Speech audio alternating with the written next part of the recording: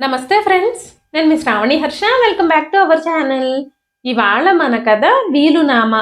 కథని చివరి వరకు వినండి. నచ్చితే కనుక ఖచ్చితంగా తప్పకుండా ఒక్క లైక్ చేయండి. ఈ కథ పైన మీ విలువైన స్పందనని కామెంట్ రూపంలో మాకు తెలియజేయండి. కొత్తవారు ఎవరైనా చూస్తున్నట్లయితే మన ఛానల్ని సబ్స్క్రైబ్ చేసుకోండి. అంతేకాకుండా యూట్యూబ్లో కొత్తగా వస్తున్న హైప్ ఆప్షన్ అయితే క్లిక్ చేసి హై పాయింట్స్ ఇవ్వడం మాత్రం అస్సలు మర్చిపోకండి. మీరు ఇచ్చే లైక్లు, షేర్లు, కామెంట్లు, ఇంకా ఈ హై పాయింట్స్ అనేవి మరెన్నో మంచి మంచి కథల్ని మీకు చదివి వినిపించడానికి నాకు ఎంతగానో ప్రోత్సాహాన్ని ఇస్తాయండి. మరైతే ఇప్పుడు మనం కథలోకి వెళ్ళిపోదాము. సావిత్రమ్మ గారు ఆ రోజు ఫ్లైట్ ఎక్కి కొడుకుతో అమెరికా చేరుకున్నారు. కొడుకు కోడలి ఇంటి ముందు నిలబడి డోర్ బెల్ కొట్టారు. వెంటనే డోర్ ఎదురుగా నిలబడి ఉన్న అత్తగారిని చూసి డోర్ ఓపెన్ చేసింది మానస. అత్తయ్య గారు, ఈ రోజు చాలా మంచి రోజు, మీరు వచ్చేశారు అంటూ మానస తన ఆనందాన్ని అదుపు చేసుకోలేకపోయింది. రండి రండి, ఇప్పుడు ఇక తొందరగా వచ్చి వంటగదిలో పనులన్నీ చూడండి. వచ్చే నెలలోనే నాకు డెలివరీ డేట్ ఇచ్చారు. అందుకే నేను మిమ్మల్ని ఇక్కడికి పిలిపించుకున్నాను. ఇక మీరు అన్ని విషయాలు తెలుసుకొని ఇంటి పనులన్నీ మొదలు పెడితే బాగుంటుంది అని నేను అనుకుంటున్నాను అని అనగానే ఆ మాటలు విన్న సావిత్రమ్మ గారు ఒక్కసారిగా ఆశ్చర్యపోయారు. నేను నా కోడలి ఇంట్లోకి ఇప్పుడే అడుగు పెట్టాను. కనీసం కాళ్ళు, చేతులు, మొహమైనా కడుక్కోలేదు, స్నానం కూడా చేయలేదు. అప్పుడే కోడలు నన్ను పనులు మొదలు పెట్టమని ఆదేశించడం ప్రారంభించేసిందే. కనీసం అత్తయ్య గారు ఎలా ఉన్నారు, మీ ఆరోగ్యం ఎలా ఉంది, ప్రయాణంలో ఏమైనా ఇబ్బందులు కలిగాయా అని కూడా నన్ను అడగలేదు. ప్రయాణం చేసి చేసి అలసిపోయి ఉంటారని ఒక కప్పు టీ కూడా తెచ్చివ్వలేదు. పని చేయడం మొదలు పెట్టేయమని మాత్రం చెప్పేస్తుంది. ఇంటి పనులు చేయడానికి సొంతూరు నుంచి పరాయి దేశానికి నన్ను పిలిపించారా? అసలు ఈ మానస ఎలాంటి కోడలు అని మనసులోనే అనుకున్నారు సావిత్రమ్మ గారు. కానీ వచ్చి రాగానే కోడలతో గొడవెందుకు అని ఆవిడ ఏమీ మాట్లాడలేదు. వెంటనే ఆవిడ కాళ్ళు, చేతులు, మొహము కడుక్కొని ఫ్రెష్ అయి వచ్చి కిచెన్లోకి వెళ్ళి అందరి కోసం భోజనం సిద్ధం చేసిన తర్వాత అన్ని డైనింగ్ టేబుల్ మీద సర్ది కోడలికి ప్లేట్లో పూరీలు ఇంకా వెజిటబుల్ కర్రీ పెట్టుకుని తీసుకెళ్ళింది. ఏం చేయాలో నాకు అర్థం కాలేదమ్మా, అందుకే పూరీ చేసేశాను అంటూ కోడలికి తినడానికి ఇచ్చింది. కోడలు వెంటనే ఆ ప్లేట్ని సావిత్రమ్మ గారి మొహం మీద విసిరు కొట్టి, అత్తయ్య గారు, మీకు కొంచెం కూడా బుద్ధి లేదా? ఇంత ఆయిల్ ఫుడ్ తింటే నాకు, నా పుట్టబోయే బిడ్డకి మంచిది కాదు. ఈ విషయాలు కూడా మీకు తెలియదా? నేనే మర్చిపోయాను, నాదే తప్పు.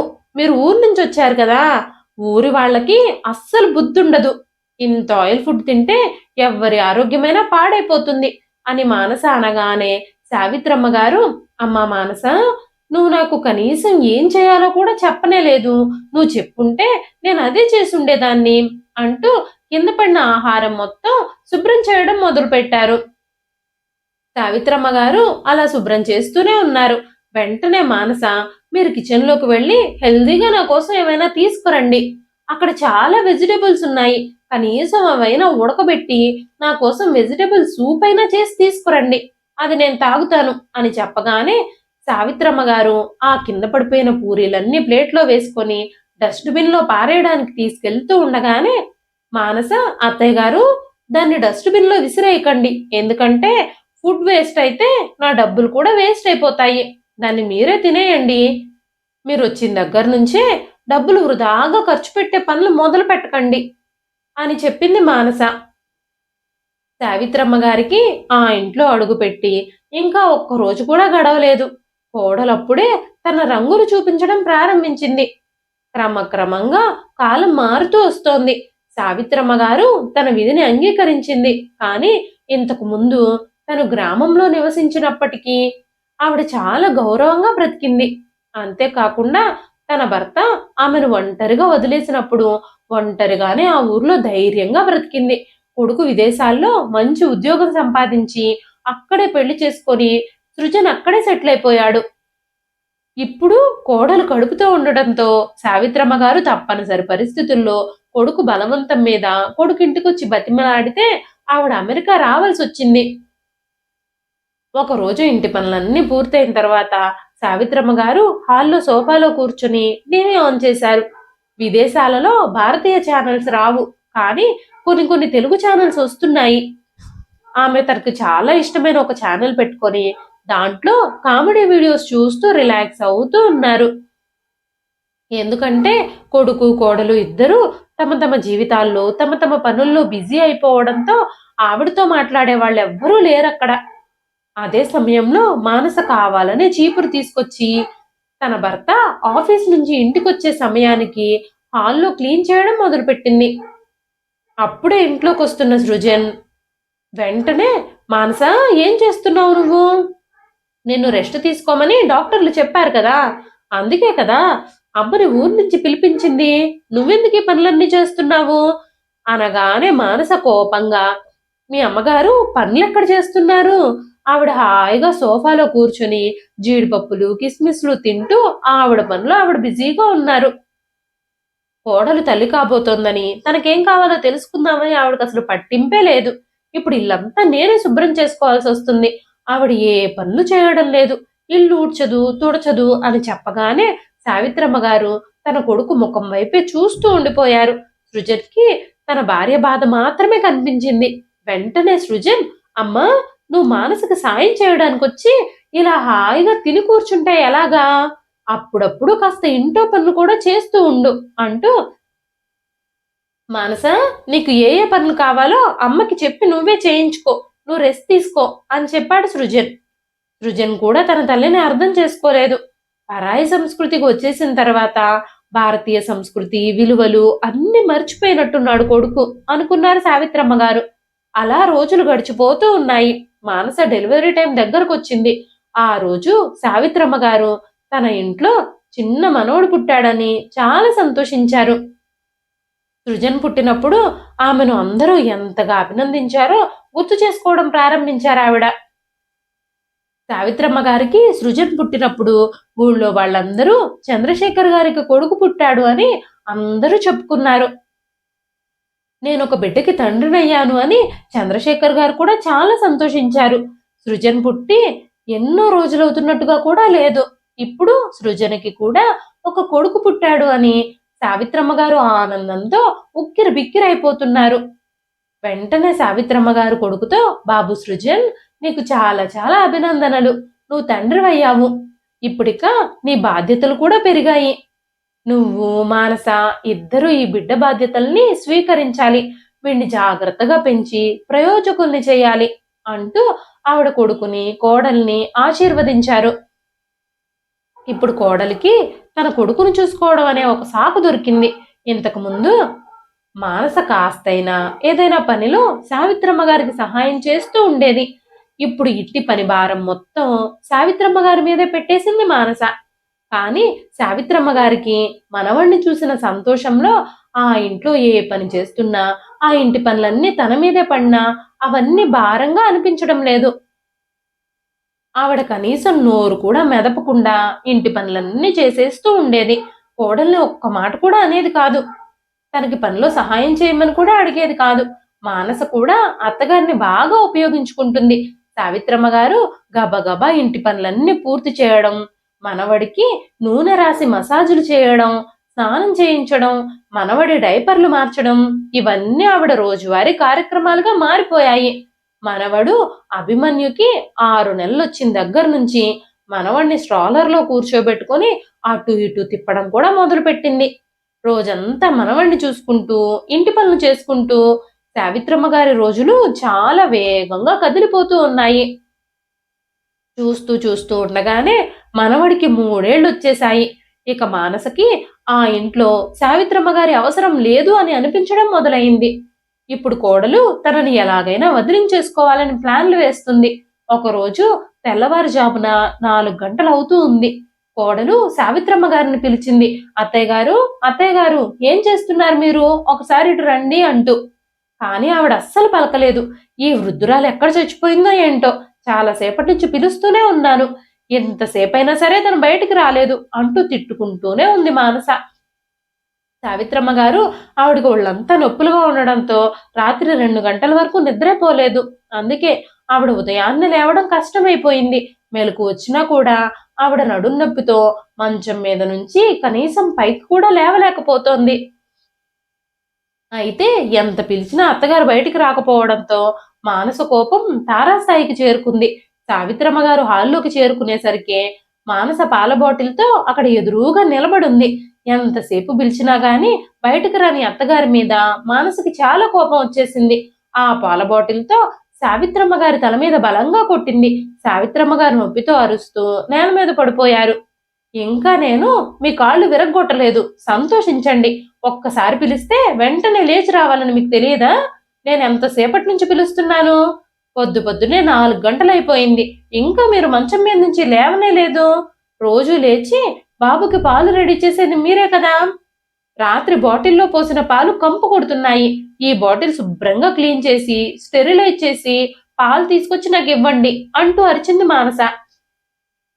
గోడని ఆధారంగా చేసుకొని నెమ్మదిగా లేచి నిలబడ్డానికి ప్రయత్నిస్తున్నారు సావిత్రమ్మ గారు. తొందరగా ఎగవండి, బాబు ఆకలితో ఏడుస్తున్నాడు. ఆ ఏడుపు కూడా మీకు వినపడ్డం లేదా? మీరు ఇంత జాగు చేస్తే ఎలాగా అంటూ మానస అరుస్తూ అక్కడి నుంచి వెళ్ళిపోయింది. సావిత్రమ్మ గారు వంటగదిలోకి వెళ్లి ఏడవడం ప్రారంభించారు. కన్నీళ్లు తుడుచుకుంటూ ఆవిడ చీర చెంగు కూడా తడిసిపోయింది. కానీ ఆవిడ కన్నీళ్లు మాత్రం ఆగడం లేదు. ఈవిడ కావాలనే ఆలస్యం చేస్తుంది, ఇంకా నా పనులు నేనే చేసుకోవాల్సి ఉంటుందేమో అంటూ మానస తనలో తానే గొనుక్కుంటూ ఉంది. అప్పుడు సృజన్ నిద్రపోతున్నవాడల్లా నిద్రలేచి, ఇప్పుడు తెల్లవారుజామున 4 గంటలయ్యింది, నువ్వు నా నిద్రను ఎందుకు చెడగొడుతున్నావు? నువ్వు వెళ్ళి పడుకో అనగానే మానస, మీ ముసలి తల్లి నాకు తలనొప్పిగా మారిపోయింది. నేను ఆవిడ్ని 10 సార్లు పిలిచాను. నా బిడ్డ ఆకలితో కొట్టుపిట్టాడుతున్నాడు అన్న విషయం విని కూడా ఆవిడ పాలు తీసుకురాలేదు అంటూ సృజన్తో చెప్పింది. వెంటనే సృజన్, ఇప్పుడు అమ్మ వయసు కూడా పెరుగుతుంది కదా, తను అలసిపోయి ఉండుంటుంది. ఇప్పుడిక నువ్వు నన్ను నిద్రపోనివ్వు, పొద్దున్నే ఈ విషయం గురించి ప్రశాంతంగా మాట్లాడుకుందాం అని చెప్పాడు సృజన్. సావిత్రమ్మ గారు బాటిల్లో పాలు రెడీ చేసి కోడలికిచ్చి ఏడుస్తూ వంటగదిలోకి వెళ్ళిపోయింది. మరో పక్క మానస ఇప్పుడు ఆవిడతో అవసరం తీరిపోయింది, ఆవిడ్ని ఎలా వదిలించుకోవాలా అని ఆలోచిస్తూ ఉంది. ఎందుకంటే ఇప్పుడు అత్తగారి వల్ల ఎలాంటి ఉపయోగము లేదని మానస అనుకుంటుంది. ఉదయం టిఫిన్ చేసిన తర్వాత సృజన్ తన తల్లితో మాట్లాడడానికి తల్లి గదిలోకి వెళ్ళాడు. సృజన్ ఏమీ మాట్లాడకముందే సావిత్రమ్మ గారు స్వయంగా, బాబు సృజన్, ఇప్పుడు నా వల్ల ఈ ఇంట్లో ఎలాంటి ఉపయోగము లేదు. ఇప్పుడు నా మనవడు కూడా పెద్దవాడైపోయాడు. ఇక నన్ను ఇండియాకి పంపించేయండి. నాకు కూడా ఆరోగ్యవంతంగా బాగుండడం లేదు. నీకు వీలైతే కాస్త నన్ను డాక్టర్ దగ్గరికి తీసుకెళ్ళి నాకు ట్రీట్మెంట్ చేయించు. నా శరీరం అంతా నొప్పిగా ఉంటుంది. ఉదయాన్నే అస్సలు లేవలేకపోతున్నాను. చాలా ఇబ్బందిగా ఉంటుంది. రాత్రంతా అస్సలు నిద్ర పట్టడం లేదు అని చెబుతూ ఉండగానే మానస గదిలోకొచ్చి గునుక్కుంటూ, ఇక్కడ అమెరికాలో డాక్టర్లు ఎంత కాస్ట్లీనో మీకు తెలియదు. మీరెంతసేపు డబ్బులు ఖర్చు పెట్టే పని మీదే ఉంటున్నట్టున్నారు. ఉదయాన్నే కాస్త అల్లం టీ తాగితే శరీరంలో నొప్పులన్నీ పోతాయి. ఇక్కడ ఏమైనా డబ్బులు చెట్లకు కాస్తున్నాయనుకుంటున్నారా అనగానే సృజన్ కూడా, అమ్మా, నువ్వు ఇండియాకు వెళ్ళిపోవాలనుకుంటే టికెట్ డబ్బులు ఎంత అవుతాయో నీకు తెలుసా? నా సేవింగ్స్ అన్నీ వీటికే ఖర్చు అయిపోతాయి. ఇప్పుడు టికెట్ల రేట్లు ఎంత పెరిగిపోయాయో. టికెట్ల రేట్లు పెరుగుతూ ఉంటే నేను డబ్బు గురించి కూడా కాస్త చూసుకోవాలి కదా. నా అవసరాలు, ఖర్చులు ఎంత పెరిగాయో నువ్వు చూస్తూనే ఉన్నావు. ఈ ఇంట్లో చిన్న పిల్లాడు కూడా ఉన్నాడు, వాడికి ఎంత ఖర్చు అవుతుందో నీకు తెలుసా? నువ్వు కొడుకు కోడలి కోసం ఈ మాత్రం కూడా చేయలేవా? ఇంట్లో పనులు చేయడానికే నువ్వు అల్లాడిపోతున్నావు అన్నాడు సృజన్. ఈ కఠినమైన మాటలు విని సావిత్రమ్మ గారి కళ్ళల్లో నీళ్లు నిండాయి. ఆవిడకి నిస్సహాయంగా అనిపించింది. ఇండియా వదిలి విదేశాలకు ఎందుకొచ్చారా అని ఆవిడ మనసులోనే తిట్టుకోవడం మొదలుపెట్టింది. కొడుకు తన ఇంటికొచ్చి తను అమెరికా తీసుకెళ్తాను అని తనతో చెప్పిన రోజు తనెంతో సంబరపడిపోయింది. కానీ ఇప్పుడు ఆ రోజునే తిట్టుకోవడం మొదలుపెట్టింది ఆవిడ. కోడలు అపరిచితురాలు, కానీ నా కొడుకు నా సొంత రక్తం, నన్ను అలా ఎలా అవమానిస్తాడు? ప్రేమ, అభిమానం, ఆప్యాయత అన్ని మర్చిపోయాడు తను. కనీసం తల్లి బాధలు కూడా అర్థం చేసుకోకుండా ఈరోజు ఇలా మాట్లాడుతున్నాడు అని ఆలోచించుకుంటూనే సావిత్రమ్మ గారి మనసంతా కకావికలమైపోయింది. సావిత్రమ్మ గారి గుండె తరుక్కుపోతోంది. ఆమె నేల మీదే గదిలో ఒక మూలన కూర్చుని కొడుకు ఇండియాకొచ్చి తనని అమెరికా తీసుకెళ్లిన రోజును తిట్టుకోవడం ప్రారంభించింది. చంద్రశేఖర్ గారు తన చివరి రోజులు లెక్క పెడుతూ ఉన్నప్పుడు తన కొడుకుని చివరిసారిగా చూడాలని పదే పదే కోరుకున్నారు. తన తండ్రి చనిపోయినా బ్రతికున్నా తన పనిలో చాలా బిజీగా ఉన్నానని, ఇవన్నీ పట్టించుకునే టైమే నాకు లేదని, త్వరలోనే వీలు చూసుకొని నాన్నని చూసేందుకు వస్తానని కొడుకు ఫోన్లోనే చెప్పాడు తప్ప తను మాత్రం ఇండియాకి రాలేదు. వెంటనే కోడలు చనిపోయాక ఎలాగూ వెళ్ళాలి కదా, అప్పుడు ఎలాగూ అన్ని కార్యక్రమాలు అయిపోయే వరకు ఉండాలి. ఇప్పుడే వెళితే ఎన్ని రోజులు ఉండాల్సి వస్తుందో తెలియదు అని ఆలోచించడం మొదలుపెట్టింది. చంద్రశేఖర్ గారు ఎప్పుడైతే చనిపోయారో ఆ వార్త విన్న తర్వాతే సృజన్ అమెరికా నుంచి బయలుదేరాడు. కర్మకాండల సమయానికి కూడా తను రాలేదు. చంద్రశేఖర్ గారి తమ్ముడు కొడుకు అక్కడ జరగాల్సిన అంత్యక్రియల కార్యక్రమాలన్నింటినీ కూడా జరిపించాడు. ఆ తర్వాత వారం రోజులకి ఒక్కడే వచ్చాడు సృజన్. వచ్చిన వెంటనే బంధువులందరూ తండ్రి అంత్యక్రియలకి హాజరు కాలేకపోయినందుకు కొంచెం ముందుగా వచ్చుంటే బాగుండేది అని చెప్పగానే సృజన్ కోపంగా, ఇప్పుడు జరగాల్సిందంతా జరిగిపోయింది కదా, వారం రోజులు నా కోసం మా నాన్నగారి అంత్యక్రియలు జరగకుండా ఏం ఆపలేదు కదా, ఏదో నష్టం జరిగిపోయినట్టు మాట్లాడుతున్నారే, నేనున్నా మాత్రం దీన్ని ఆపగలిగిన శక్తి నాకు లేదు కదా, మా నాన్నగారి ప్రాణం ఏమైనా నేనుంటే నిలబడేదా? సృజన్ నోటి నుంచి అలాంటి చేదు మాటలు విని అందరూ ఆశ్చర్యపోయారు. అప్పుడు సృజన్ తన తల్లితో, అమ్మా నువ్వు ఇక్కడే ఉండాలని ఇష్టపడితే ఇక్కడే ఉండు, కానీ నాకు చాలా పనులున్నాయి కాబట్టి నేను ఇప్పుడు వెళ్ళిపోవాలి అని చెప్పి సృజన్ అమెరికా వెళ్ళిపోయాడు. ఆ తర్వాత సావిత్రమ్మ గారు ఒంటరి వారైపోయారు. చంద్రశేఖర్ గారి చివరి కార్యక్రమాలన్నీ జరిగిపోయాక బంధువులందరూ కూడా ఎవరి దారిన వాళ్ళు వెళ్ళిపోయారు. ఆ ఇంట్లో సావిత్రమ్మ గారు ఒక్కరే మిగిలిపోయారు. చాలా కాలం ఆవిడ ఒంటరిగానే ఉంది. ఆవిడ నిరంతరం కొడుకు మాటల్ని గుర్తు తెచ్చుకొని చాలా బాధపడుతూ చంద్రశేఖర్ గారి ఫోటోతోనే మాట్లాడుకుంటూ బ్రతుకుతూ ఉండేది.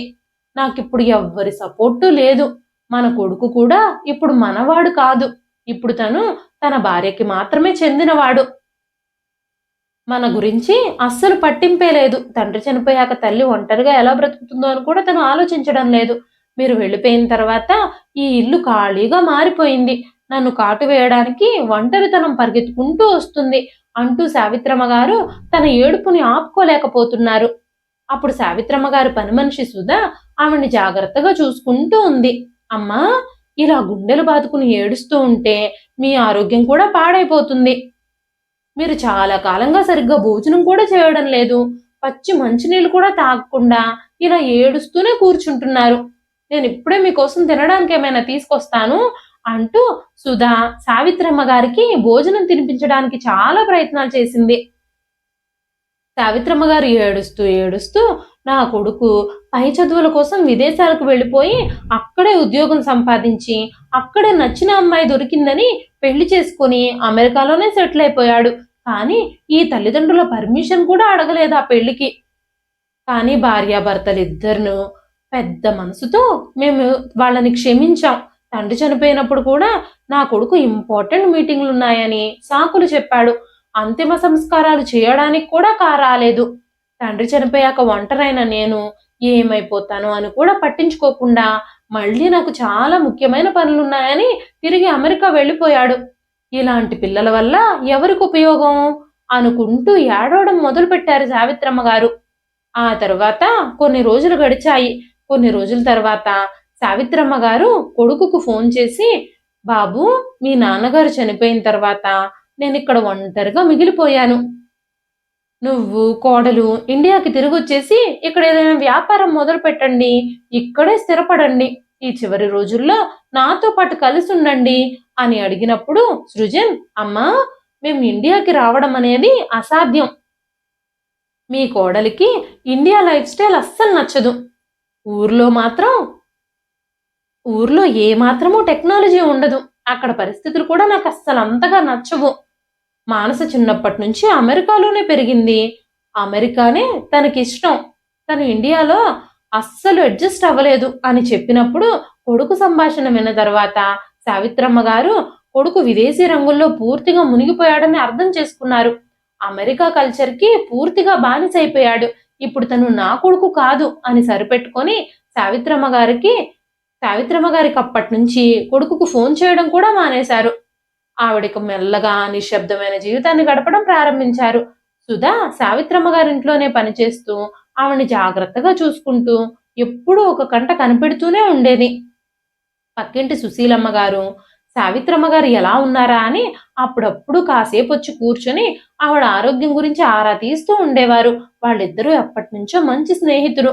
ఒకరోజు సుశీలమ్మ గారు సావిత్రమ్మ గారి ఇంటి దగ్గరకు వచ్చి ఆ మాట ఈ మాట మాట్లాడుకుంటూ ఉండగా అకస్మాత్తుగా డోర్ బెల్ మోగింది. డోరు తెరిచి చూస్తే సరికి ఎదురుగా సృజన్ నిలబడున్నాడు. ఒక్కసారిగా సావిత్రమ్మ గారు షాక్ అయిపోయారు. బాబు సృజన్, నువ్వేమిటిక్కడ? నువ్విక్కడున్నావేమిటి? నువ్వెప్పుడొచ్చావు?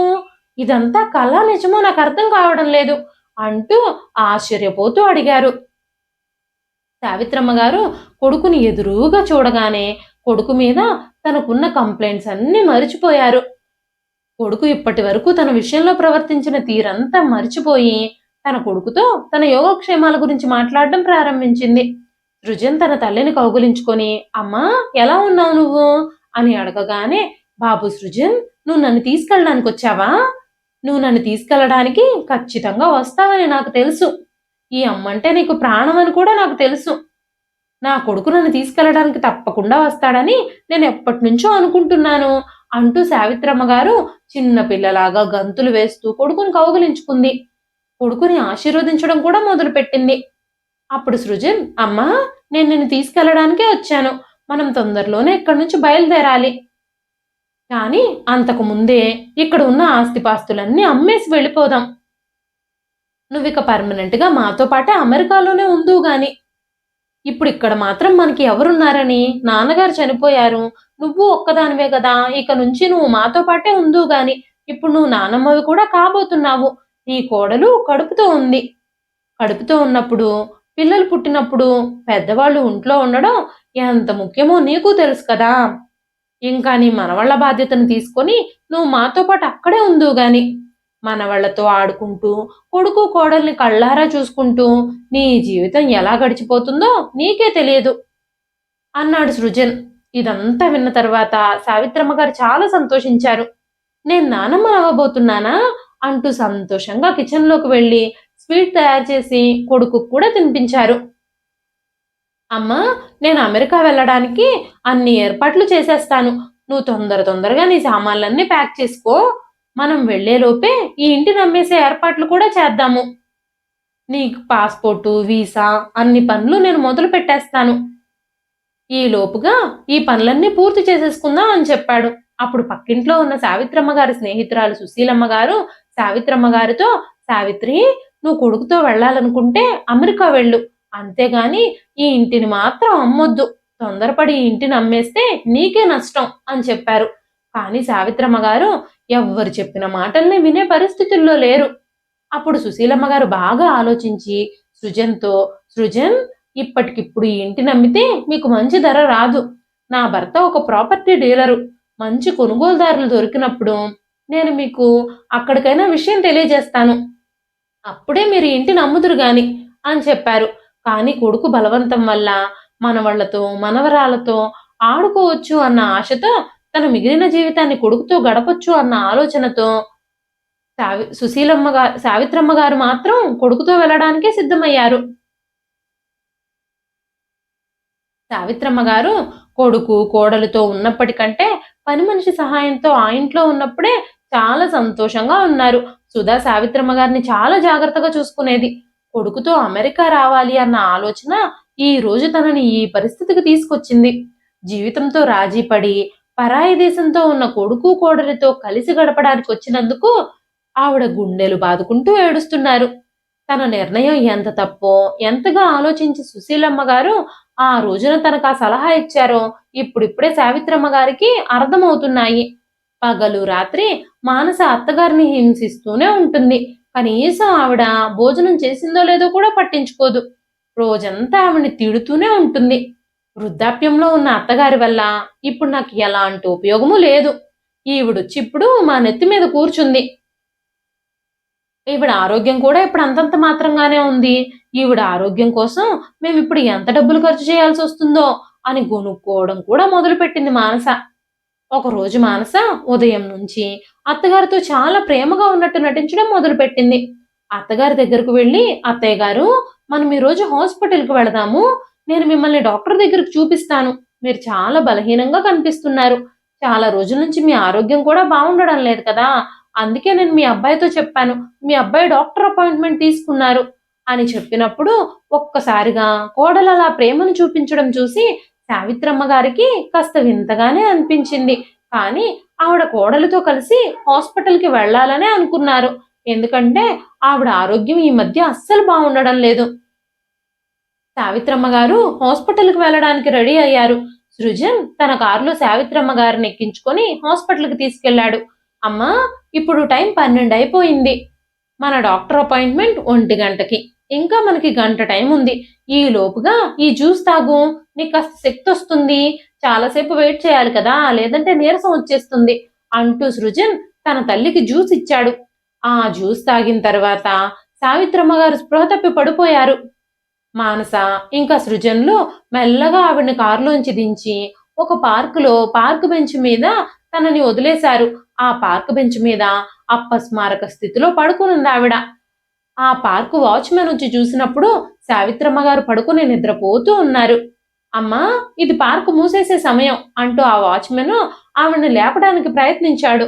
ఆ వాచ్మెన్ ఇంగ్లీష్లో మాట్లాడుతూ ఉండడంతో ఆవిడకి ఏమీ అర్థం కాలేదు.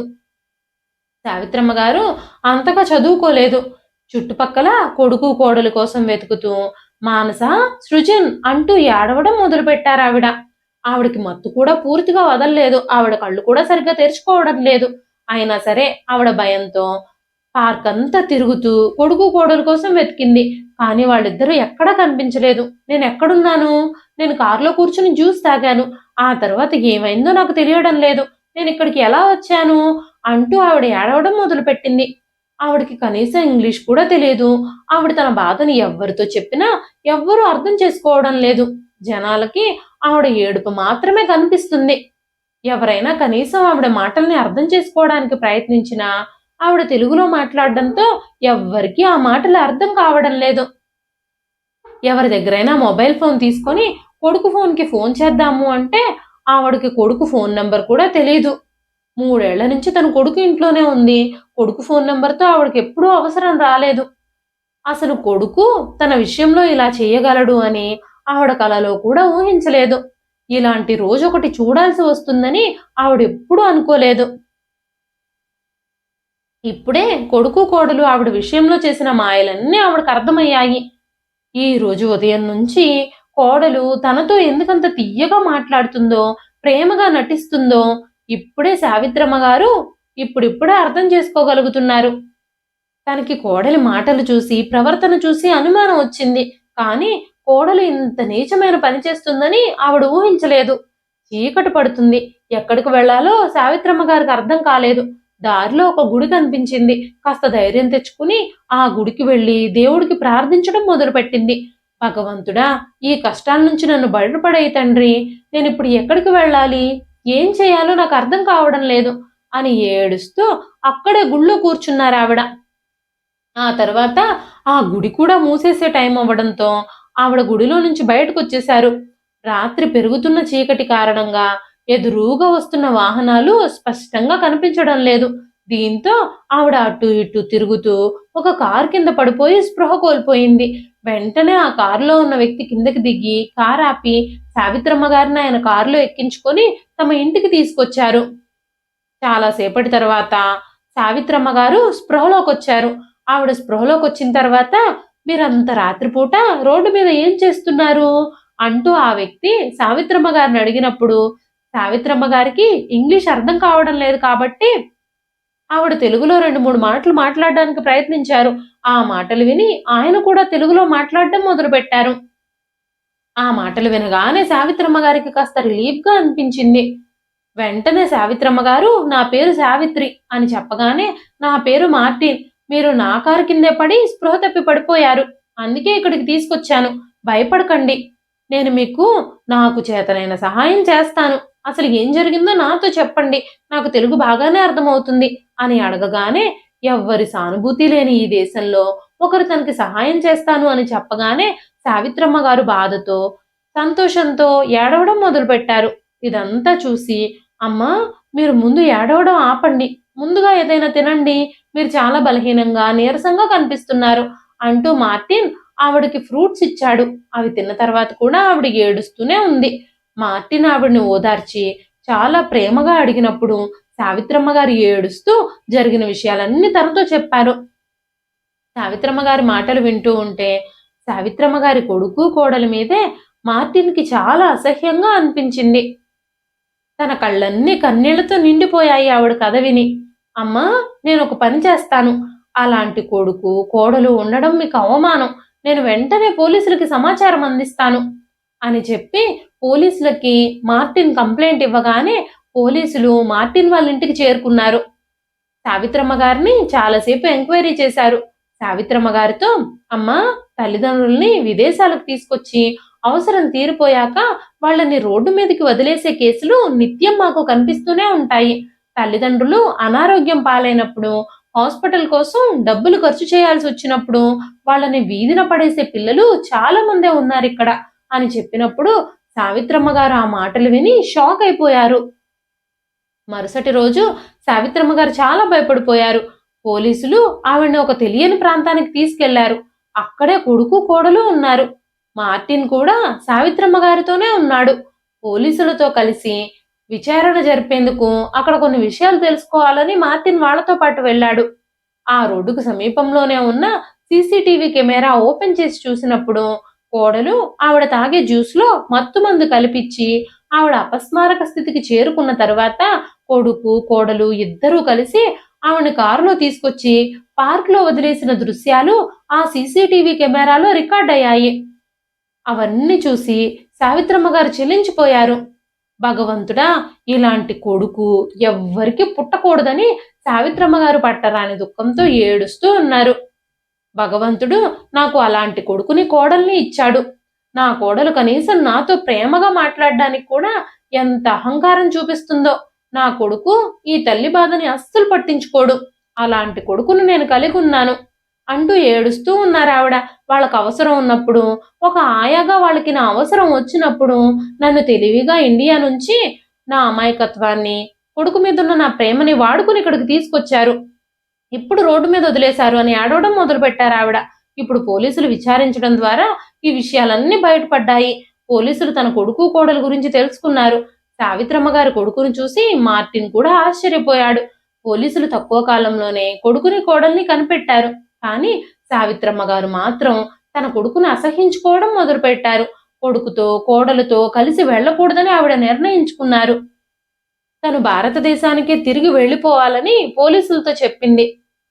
అప్పుడు పోలీసులు, మీకు ఇండియా నుంచి టికెట్కి డబ్బులు పంపించే వాళ్ళు ఎవరైనా ఉంటే చూసుకోండి, మేము మిమ్మల్ని జాగ్రత్తగా ఇండియాకి పంపించే ఏర్పాట్లు చేస్తాం అని చెప్పగానే సావిత్రమ్మ గారు తన స్నేహితురాలు సుశీల ఇంటికి ఫోన్ చేసినప్పుడు తన ఫోను నాట్ రీచబుల్ అని వస్తుంది. తనకు ఏం చేయాలో కూడా అర్థం కాలేదు. చాలా ఆలోచించి సావిత్రమ్మ గారు ఫోన్ నెంబర్లన్నీ గుర్తు తెచ్చుకొని తన పని మనిషి సుధా నెంబర్ని గుర్తు చేసుకొని ఒక్కసారి తనకి ఫోన్ చేసింది. వెంటనే సుధా ఫోన్ లిఫ్ట్ చేసింది. అమ్మా ఎలా ఉన్నారు మీరు? ఇన్ని రోజుల తర్వాత నాకు ఇప్పుడు మీరు ఫోన్ చేశారు. మిమ్మల్ని చూసి ఎన్నేళ్ళు అయిపోతుందో, మీ ఆరోగ్యం బాగానే ఉంది కదా అంటూ సుధా మాట్లాడుతూ ఉంది.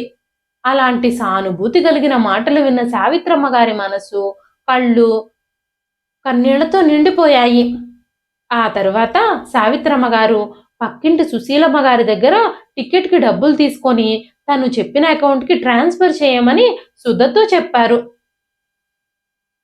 తను ఇండియాకి రావాలనుకుంటున్నానని డబ్బులు పంపించమని సుధతో సావిత్రమ్మ గారు చెప్పగానే సుధా వెంటనే మాట్లాడుతూ, అమ్మా మీరేమీ కంగారు పడకండి, మీరు ఇండియాకి రావడం కోసం టికెట్కి సంబంధించిన డబ్బులన్నీ నేను ఏర్పాటు చేస్తాను. ఆ డబ్బులన్నీ ఏర్పాటు చేసిన తర్వాతే నేను మీకు మళ్ళీ ఫోన్ చేస్తాను అని చెప్పింది. అప్పుడు సుధా, కొడుకులు కోడళ్ళు ఇంత స్వార్థపరులు కూడా ఉంటారా? కష్టాల్లో బాధల్లో తల్లిదండ్రుల్ని ఒంటరిగా వదిలేయడానికి వాళ్ళకి మనసు ఎలా వస్తుంది అని ఆలోచించుకుంటూనే ఆమె కళ్ళు కూడా చెమ్మగిల్లాయి. సుధా సహకారంతో టికెట్కి తొందరగానే డబ్బులు సమకూరాయి. అమెరికా నుంచి సావిత్రమ్మ గారిని ఇండియాకి రప్పించడానికి టికెట్ డబ్బుల కోసం సుధా చాలా కష్టాలు పడాల్సి వచ్చింది. సావిత్రమ్మ గారు అమెరికా నుంచి ఇండియాకి బయలుదేరుతూ మార్టిన్కి చాలా ధన్యవాదాలు చెప్పారు. సొంత కొడుకు కంటే తనని ఎక్కువగా ఆదరించినందుకు తనకి కృతజ్ఞతలు చెప్పారు. అంతేకాకుండా పోలీసులతో కూడా తన కొడుకుని అరెస్ట్ చేయొద్దని, తన కొడుకును అరెస్ట్ చేస్తే తన మనుమడి జీవితం కూడా పాడైపోతుందని పోలీసులతో చెప్పారు. ఇండియా తిరిగొచ్చిన సావిత్రమ్మ గారిని పని మనిషి సుధా ప్రేమగా కౌగిలించుకుని ఏడవడం ప్రారంభించింది. ఆ తరువాత తన స్నేహితురాలు సుశీలమ్మ ఇంటికి సావిత్రమ్మ గారు చేరుకున్నప్పుడు ఆవిడొక్కసారిగా షాక్ అయిపోయారు. సుశీలమ్మ గారు తన భర్త చాలా కాలం క్రితమే కారు ప్రమాదంలో ఇద్దరూ మరణించారని తెలుసుకుని ఆమె చాలా బాధపడింది. వీళ్ళిద్దరూ ఈ లోకాన్ని విడిచిపెట్టి వెళ్ళిపోతే నాకు టికెట్ కోసం డబ్బులు ఇవ్వమని సుధ ఎవరిని ఆశ్రయించింది? ఈ విషయాలన్నీ ఎంత ఆలోచించినా సావిత్రమ్మ గారికి ఏమీ అర్థం కాలేదు. ఆ తర్వాత సావిత్రమ్మ గారు సుధని అడిగినప్పుడు, అమ్మా, తాగిన మత్తులో నా భర్త నన్ను కొట్టి ఇంట్లో నుంచి వెళ్ళిపోయినప్పుడు మీరు నాకు చాలా సహాయం చేశారు. ఆ రోజు మీరు గనక నన్ను ఆదరించి ఉండకపోతే ఈ రోజు నేను, నా బిడ్డ బ్రతికుండే వాళ్ళమే కాదు. అలాంటి మీరు ఈ రోజు అమెరికాలో దిక్కులేని పరిస్థితుల్లో ఉన్నారంటే ఆ విషయాన్ని నేను ఎలా సహించగలుగుతాను? అయినా నేను చేసిన ఈ సహాయం మీకు చాలా చిన్నది. నేను నా చిన్న ఇంటిని తాకట్టు పెట్టి ₹1,00,000 డబ్బులు తీసుకొని మీకోసం టికెట్ ఏర్పాటు చేశాను అని చెప్పగానే సావిత్రమ్మ గారి కళ్ళన్నీ కన్నీళ్లతో నిండిపోయాయి. ఆవిడ కన్నీళ్లు నిండిన కళ్ళతో సుధని కౌగిలించుకొని ఆమె కళ్ళల్లోకి చూసింది. సావిత్రమ్మ గారు చాలా బలహీనంగా ఉన్నారు. కానీ ఇప్పుడు తన కోసం తనని ప్రేమించే ఒక మనిషి ఉన్నందుకు ఆవిడకి 1000 ఏనుగుల బలం వచ్చేసింది. ఆ తరువాత సావిత్రమ్మ గారికి సుధా పగలు రాత్రి సేవలు చేసింది. సావిత్రమ్మ గారు తన నగలమ్మేసి సుధా ఇంటి మీద ఉన్న అప్పును కూడా తీర్చేశారు. సావిత్రమ్మ గారు వృద్ధాప్యం కారణంగా చివరి దశకు చేరుకున్నాను అన్న అనుమానం రాగానే ఆవిడ లాయర్ని పిలిపించి వీలునామా కూడా రాశారు. కొన్ని రోజుల తర్వాత సావిత్రమ్మ గారు అనారోగ్యంతో బాధపడుతూ కన్నుమూశారు.